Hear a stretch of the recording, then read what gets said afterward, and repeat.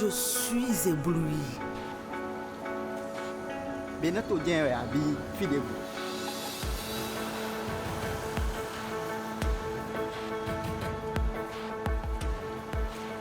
Cette métamorphose-là vient d'où?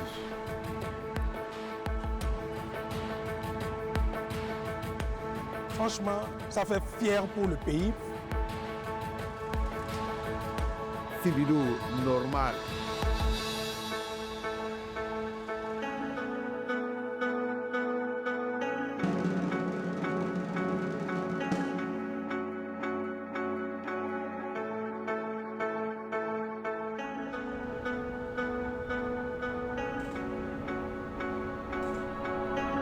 Ce miracle vient d'une vision claire, une vision qui transforme les villes. Le bitume fluidifie les déplacements, la lumière sécurise les rues, l'asphaltage construit un nouveau Bénin. Du nord au sud et de l'est à l'ouest, comme ici à Parakou. Depuis 2016 à ce jour, la ville de Parakou, qui est la troisième ville à statut particulier, a bénéficié beaucoup des actions du gouvernement prévues dans le programme d'action. Nous avons bénéficié de la première phase de l'asphaltage qui a été réalisée, finalisée et que nous utilisons aujourd'hui avec beaucoup de fierté. Et comme si cela ne suffisait, nous avons encore obtenu une deuxième phase qui a démarré et qui est actuellement en cours.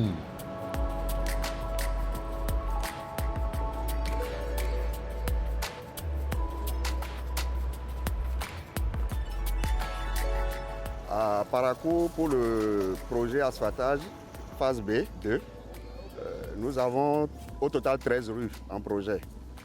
Et 5 rues bitumées, qui sont des rues primaires, et 8 rues secondaires qui sont prévues pour être pavées. La ville de Parakou, comme toutes les grandes villes du Bénin, fait sa mue. Avec des chantiers qui avancent, des rues qui prennent forme.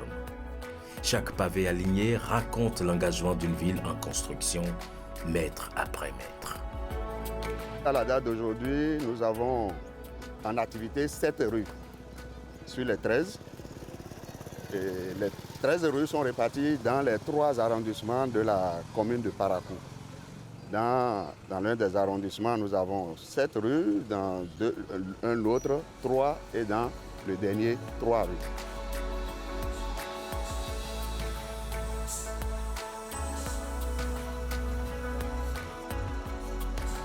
Ici, là où nous sommes, à Banikani, nous avons 6 rues secondaires et 1 rue primaire. Les travaux se déroulent actuellement dans cette zone sur 4 rues.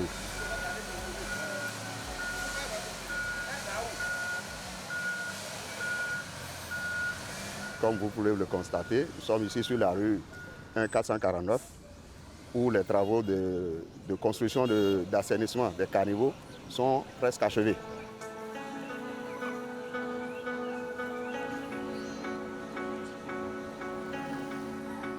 Nous avons la rue 1322, la rue la plus évoluée actuellement sur le chantier en général. C'est une rue secondaire pavée. Et là, les travaux de pavage sont en cours.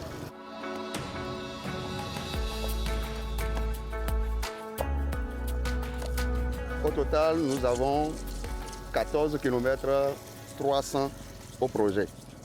Bon, maintenant, avec les ajustements, les levées réelles sur le chantier, nous tendons vers 15 km.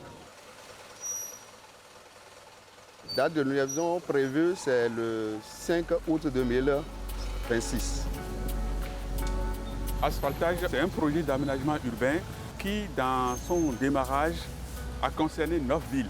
La ville de Nati Tengou, de Parakou, nous avons Abomey, nous avons Boycon, nous avons Porto Novo, nous avons Semepodi, nous avons Abomey Calavi et bien entendu, nous avons Cotonou et Lokossa.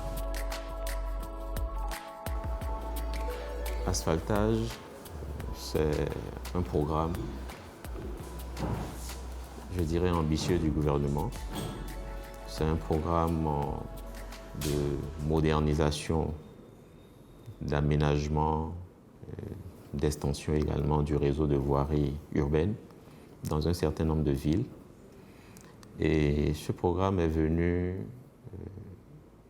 pour régler un certain nombre de constats.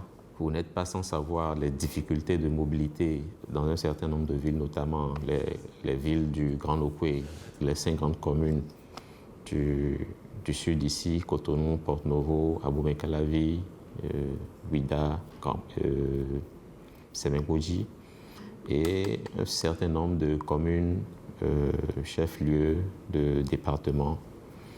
Et donc, fort de ce constat, fort de cette difficulté de mobilité, d'inconfort de circulation, le gouvernement a souhaité mettre en place ce programme-là. Derrière chaque chantier, il y a une méthode.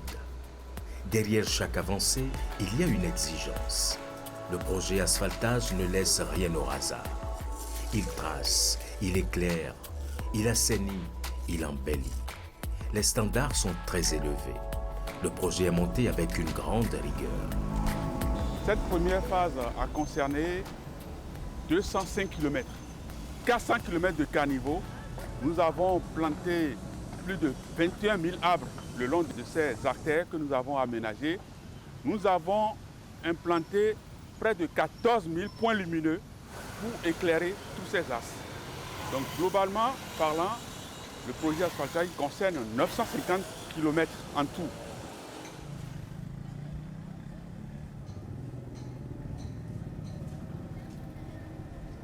Aujourd'hui, les standards ont été relevés au niveau de la totalité des infrastructures que nous réalisons.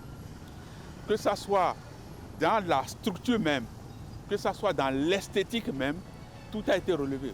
En termes d'épaisseur des couches, en termes de la qualité des matériaux qui sont utilisés, tous ces standards sont revus à la hausse pour une durabilité de nos ouvrages.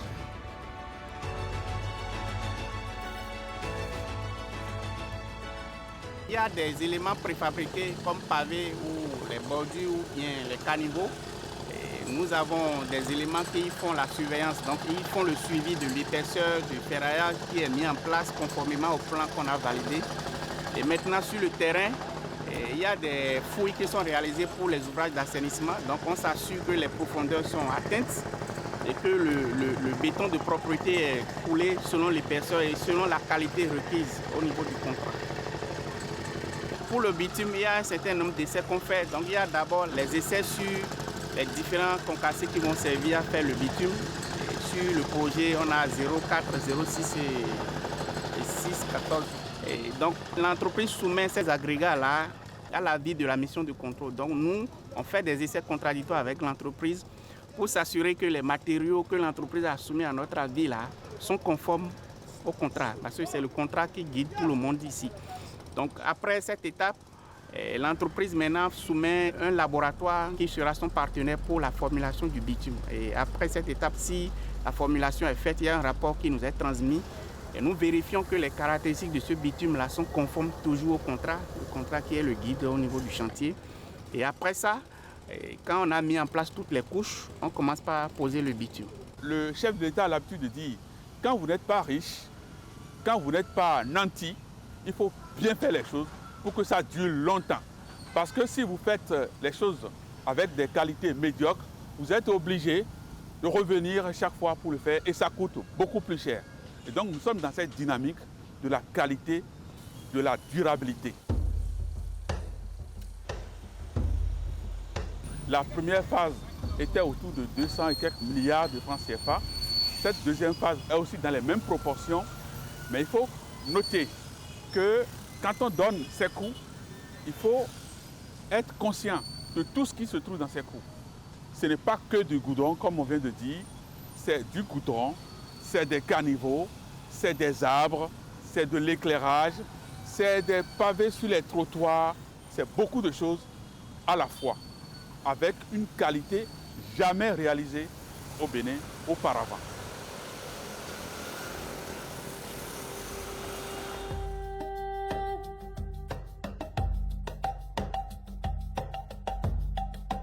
Le projet s'étend. Il gagne en profondeur, en méthode, en portée. Chaque ville devient un chantier de précision. Les équipes s'activent, les plans s'exécutent, les matériaux sont contrôlés. L'aménagement urbain devient une science appliquée et cette science se déploie sur tout le territoire. Aujourd'hui, au niveau de la CIRAT et précisément au niveau du pôle aménagement urbain, nous avons une soixantaine de projets que nous sommes en train de réaliser. Ces projets couvrent l'ensemble du territoire national, sans exception. Si vous allez dans les 12 départements de notre pays, vous allez voir les projets en cours d'exécution.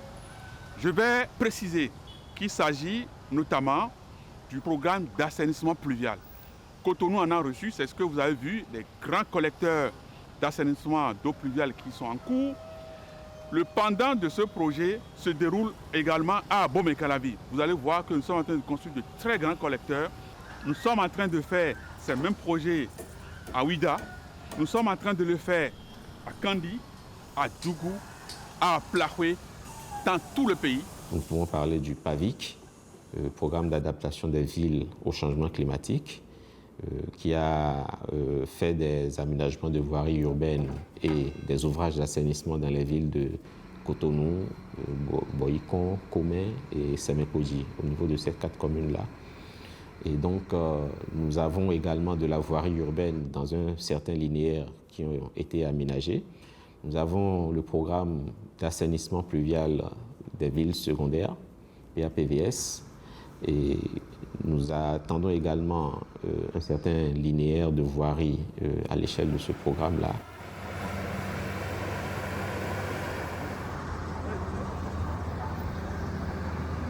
Ça arrive que lorsque on construit, que des clôtures arrivent à tomber, qu'on arrive à ouvrir des voies sur des infrastructures communautaires, et ces infrastructures socio-communautaires qui sont cassées ou des clôtures qui sont cassées, c'est prévu dans ce qu'on appelle plan de gestion environnementale et sociale, le PGS. Ce PGS, qui est budgétisé dans le projet, permet de prendre en compte ces réalisations que nous faisons pendant la mise en œuvre du projet. C'est ce que vous avez observé à Square Gbeto, l'école de Gbeto Sud, que nous avons reconstruite dans le cadre de la première phase du projet asphaltage, ou d'autres écoles que nous avons construites, mais ce n'est pas l'élément principal du projet asphaltage. Il y a certains projets qui sont déjà signés, certains contrats qui sont signés. Les entreprises ont déjà reçu leur avance de démarrage et sont en cours d'installation de chantier. C'est le cas des principales villes de Monokoufo, à Plahoué, Lokossa, Azové, Komé. Tous ces endroits vont recevoir le projet. On n'a pas appelé asphaltage, mais c'est du projet asphaltage puisqu'on fait du bitume, du pavé, les arbres d'aliments, l'éclairage, toutes ces composantes qui sont originellement compris dans le projet asphaltage sont en train d'être réalisées sur l'ensemble du territoire national. Donc c'est un développement équilibré du territoire national.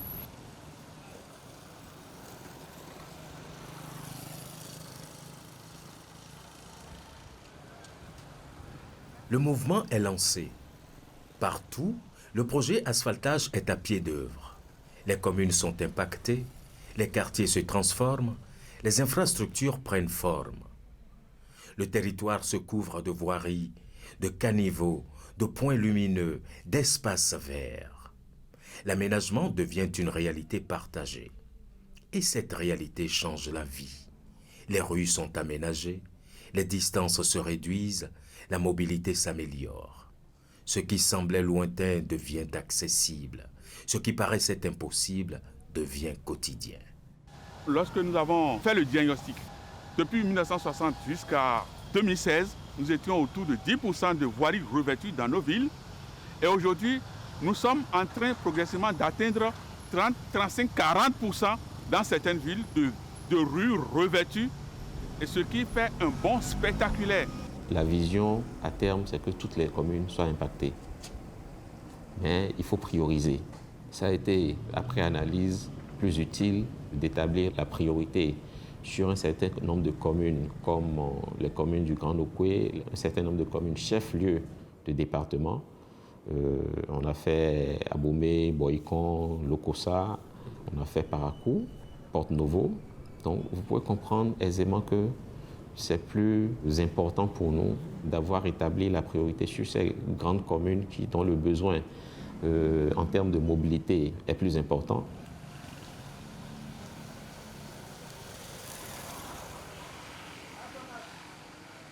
Dans Tengu, je veux juste citer la route de Cantaborifa. Vous voulez monter dessus, c'est la terre rouge avec beaucoup de gravier.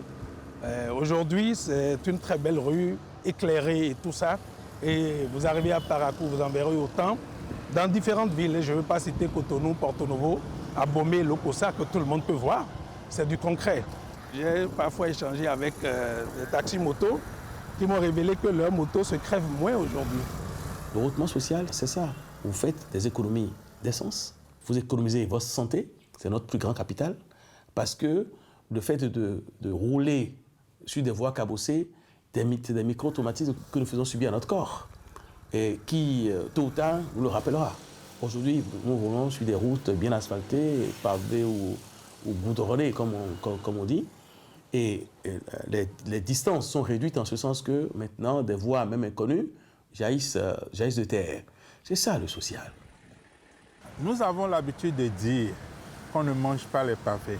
Mais s'il n'y a pas les infrastructures routières, comment est-ce qu'on peut asseoir une économie?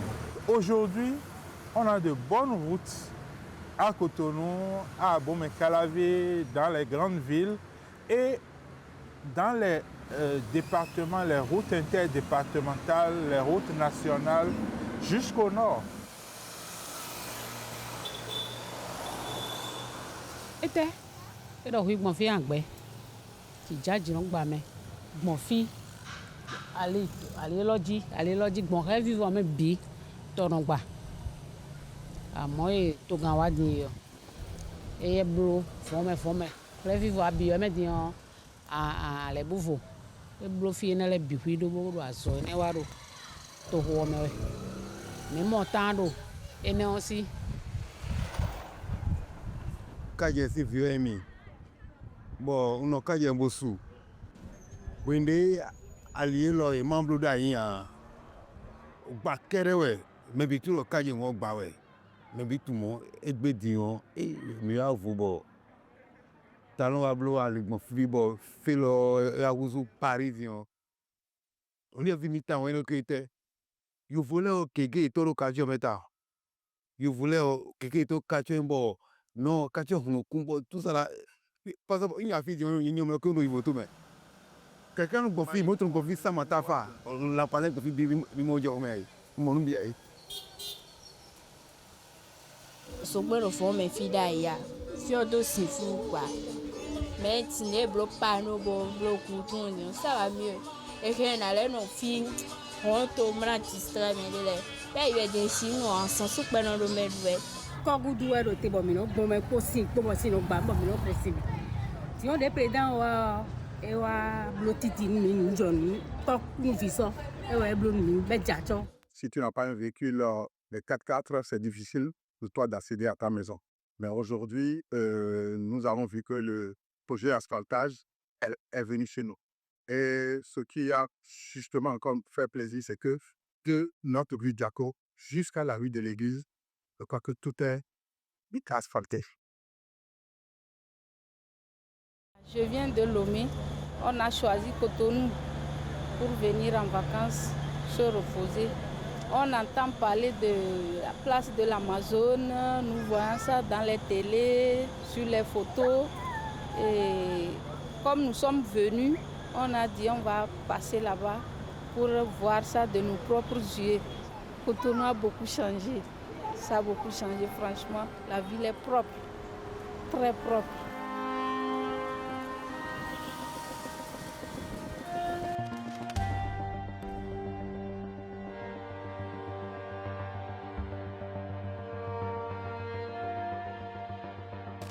Marodéon, fais le mal mondaïne. Fais le mondaïne. Nan. Président boa de na blo mi ka mo lo po di boy ka blo lo di o be mi na to ni ba to wa fi blo flu Déjà des bons vies d'ailleurs.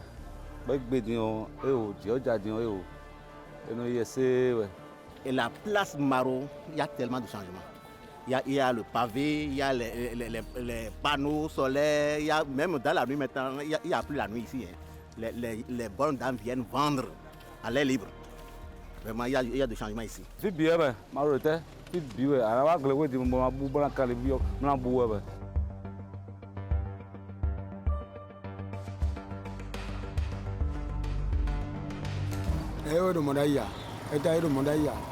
D'ailleurs, nous, à la gauche, par exemple, à la gauche, Califou, ça peut donner bon à faire le lion. Ah, et d'ailleurs, on va tout à y sombre. Déjà, on va au temps. On va où? Bon, à la gauche, fille de moi, elle va y avoir à quitter le même le d'ailleurs de bois. Bon, disons, et on content. Et on combat tête, je vais là. Mais il faut la bonne combat, on a peut-être fait des bouts de nous. À tout à l'heure, dans Tino. Mais les bouts sont tous des bons. Ils sont tous Dioja les bons, ils sont bien, ils sont bien. Il faut y aller. Ils ont d'autres problèmes de vie.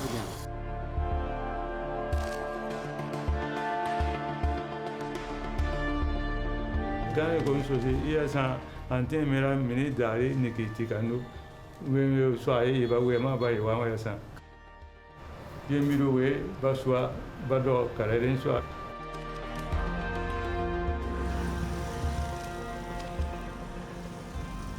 Kandi, dans notre langue, ça veut dire Kani, ce qui est doux. Et elle mérite ce grand ouvrage.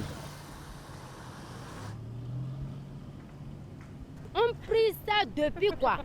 Et c'est maintenant que Dieu a accepté notre prière. Et on a trouvé un président qui nous a tout fait. Vraiment, on est très fiers de notre président. Des travaux qu'on aurait pu mettre 2-3 régimes, 20 ans à faire, on a pu le faire en 9 ans. Je pense qu'il faut saluer cela.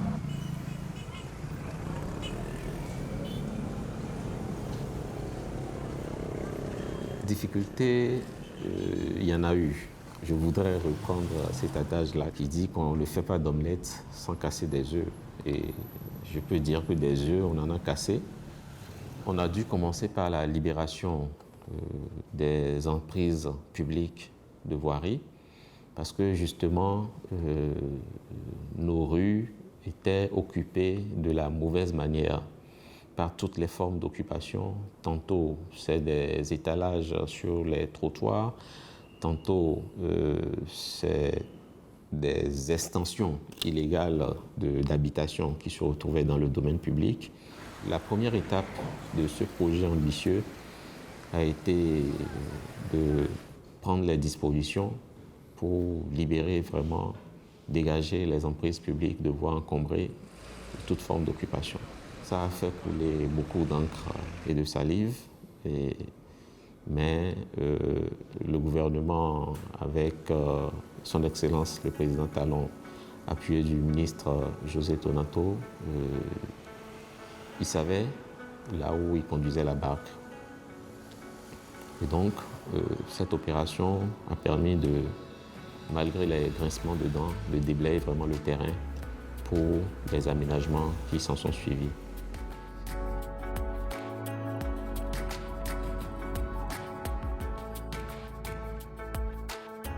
Une chose est de faire tout ce que nous voyons aujourd'hui, mais une chose est d'entretenir les ouvrages.